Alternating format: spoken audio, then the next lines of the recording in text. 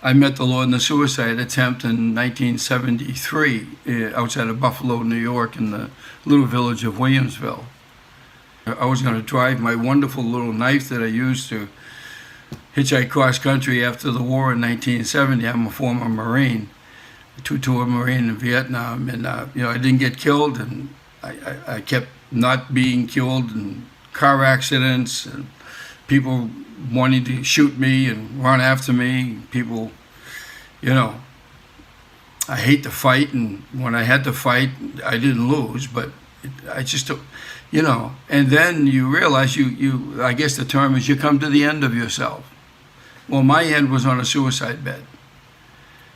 And right as my hand was coming down to plunge this knife into my heart, I held it, like this.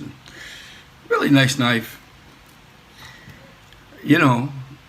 God talked to me, kind of like a command, like a shouting command, almost like a drill instructor, but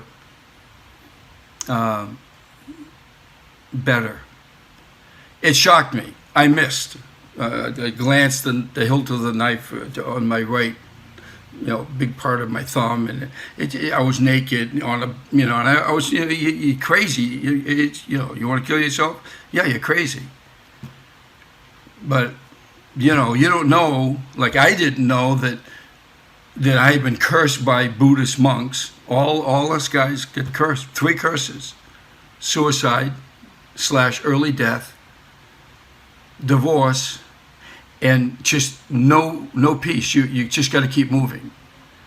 And I didn't know spiritual stuff. I grew up a Catholic. I went to Mass. Then I realized, I started lying to my mother. I didn't want to go to Mass anymore. And for 10 years, I just didn't go. Do I believe in God? Did I believe in God as a little boy? I did. I used to pray. I was a Catholic kid, went to schools. But, fast forward 20 years, and we won't go into my family life. That's for some other time. I've written about it a little bit, and I did a video about something I wrote about that. But all I know is that God is a spirit. He manifested himself. He's Father. He manifested himself into a human body, into flesh. Yeah, like in a baby that got born out of a woman who was a virgin. And then, if you know the gospel story, great. If you don't, I'm not going to do it right now. Just that Jesus died on the cross for you and for me, for the sin and the nature of who we are. You can't help but sin unless you get born again. And I remember Woodstock, and I almost went because I was on leave, my 44-day leave between 2 tours. I was on Cape Cod, and I walked into the situation, and my friend said, "Hey, we got tickets for it, so let's go." And I didn't want to go. I was called the hippie sergeant of 11th Motors, but that's another story. All I know is that God's alive, and he loved me enough to save me from killing myself.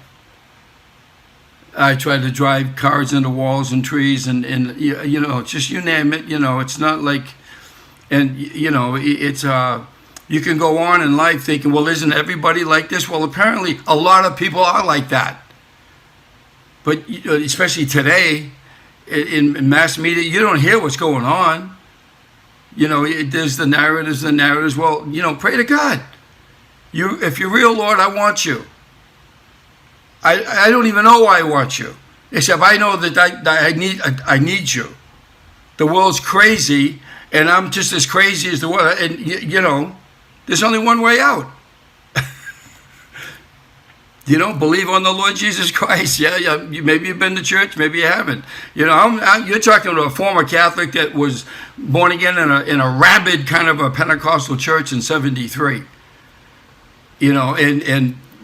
A lot of people said, these people are really insane. Well, when you realize God's alive and he fills you and he starts moving through you and he starts talking through you and all these gifts of the Spirit start moving, and you've never had a study on the gifts of the Spirit, you're just open and God uses you. And a lot of people got saved, just like me. He talked to me audibly. Oh, doesn't he? Well, he does that a lot. Read the Bible. He talks audibly to a lot of people in the Bible. I didn't know that. And does he talk to me audibly? Oh, no, he doesn't. He talks to me in my heart. You know, he gives me words in my head. I see it. I feel it. I know it. I know he gives me things to say. I say what he tells me to say, and people get saved. Either in the continuing salvation as they walk in their walk with God, or an initial meeting with God. See, David, see that woman over there, David? Go over there and just whisper in her ear. I don't even know who the woman is, and there's people all around, and she's a little bit older than me, and, you know, I'm only 74. My name's Young. I'll always be young. That's just, you know, I didn't know about the power of the tongue. My whole life I've been saying, you're David Henry James Young. You're going to be young till the day he takes you, you know. Well, everybody doesn't believe I'm 74 because I feel like I'm about 24. There was a time when I felt real old and real bad. Well, when he got a hold, and listen, I've had ups and downs since that time in 73. Don't get me wrong. I've been divorced. My daughter's in heaven. You know, she boom died in a car accident. You know, you just, and when you realize that God's alive, and he has a plan for you individually and a plan for countries and towns. And, you know, he really does want to be in control. You know, the MCP of the Tron movie, when I first saw the Tron, you know, Master Control Program. Well, you know, that's just the devil has ways of, he would just love to be God, but he can't be God because he's not God.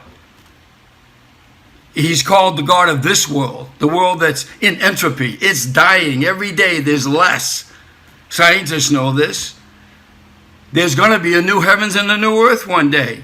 And he's going to populate it with you and me if you believe in Jesus and give your life to him. And start your walk. And, you know, let's be honest. Sometimes it's not fun. It's real hard. You got to die to your old nature. That is not easy. You know? Jesus Christ died on a cross in Jerusalem nearly 2,000 years ago, as far as some calendars, maybe a little bit longer, depending on what calendar you look at. He lasted 3 hours after being beat to a pulp.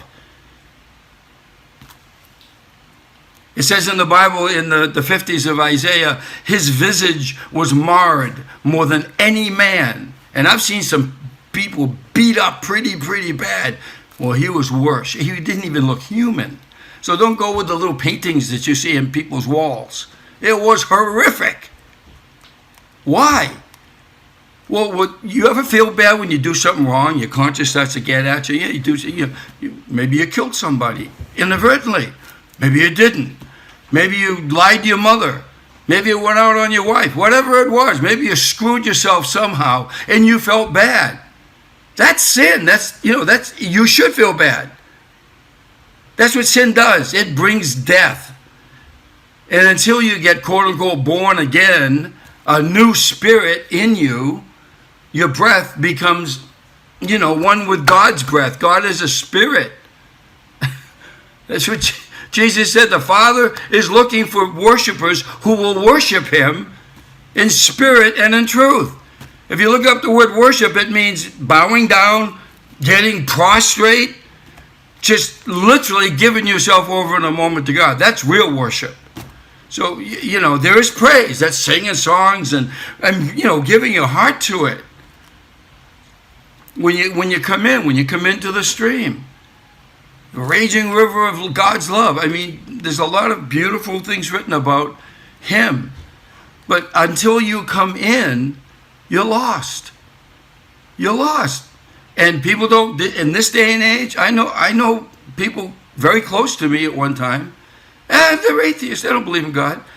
Now that's, they say a real atheist has a whole lot more faith than I do, who believe in God and believe in, he made everything and, read the Bible. If you're an atheist, and you really are, that's a whole lot of faith to just disbelieve everything you see. That it just kind of, popped into existence. And so I was going to start off with reading poems and tell you about my story. And, give yourself to Jesus Christ. And that's the real story. His story with you. His story. Where do you think the word history came from? Just put another S in this. It's his story with you. Whether you know it right now or not. I don't know where this video is going to go. I sure hope it gets to you, meaning, you. I am not a techie, okay? I'm old school. I'm just learning how to do this stuff. But I'm old in the sense of, I know God's alive. He's real. He's coming back again. He really, really is. And a whole lot of people know it. Scientists know it. I've been to Israel. The stuff is real. Is real. ISRA, is real. Israel is real. You can't make this stuff up. A lot of people try to make it up, or they say it's made up. It ain't made up. The Bible is the most substantiated piece of literature in the history of literature. It's the most, sold or given out literature in the history of literature. I don't care what country you're from. There are still pockets of people on the planet that have never heard anything about this, because he hasn't come back yet. See, he said, until the gospel is preached to the whole world, to every tribe, to every tongue. Okay? I don't go around detailing how many people groups and peoples and tongues that is. But apparently they're still there waiting, because he hasn't come back yet. And when he comes back, everybody's going to see him. We have technology now to track it like all the movies about things that are coming down from outer space. I got a million. I think I've seen. I grew up with it. Okay, I remember Red Skelton, the Little Rascals, and not the singing group. Remember them too. I met a whole bunch of people in my life. I'm nobody from Nobodiesville. I met Golda Meir once at her house, and I wasn't invited. And that's a good story too. The point I'm making is, there's a lot to what you don't see. God is moving, and he's coming to you. He wants to get a hold of you. Open up your heart to Jesus Christ. Yeshua, if you're Jewish. Just ask him, Lord, if you're real, I really want to know you. Really. Especially if you're like me on a suicide bed, because he talked to me audibly. David, no! I'm all alone. I burst into tears, but I want to die. And that, the voice. I've written a whole bunch of stuff called The Voice, because I've been hearing voices all my life. And 99 out of 100 times I hear it, it's saving me from one disaster after another. Car wrecks, people chasing me, wanting to shoot me, throw grenades at me, wanting to rape me. I used to think I'm very uncommon and very not normal. And then the longer I'm living and the more I find out, I'm very normal. I just stopped deceiving myself. So I'm asking you, I'm pleading with you. Come away from your own self-deception. Cry out to God now, right now. Ask Jesus Christ to come into your heart and start walking in reality. Okay, I'll see you later. I love you, and he's coming again soon. And when you get activated, that's another term. When he comes and hits you with his spirit, it might be like the dog that gets the beautiful bone and he goes up in the air and comes back down to the kitchen floor. Or you might weep, and who knows, it's your relationship with him. He wants to start one. There's no pro forma, okay? You can't open up a book except the Bible or have somebody help you. I'm not talking about doctrine. I'm talking about a relationship with the Maker who made you. He made me, he made you, he made everybody you know. And yeah, there's all kinds of problems. But get over that and get one with him. Just ask him into your life. You see? Okay, see you later. Bye-bye.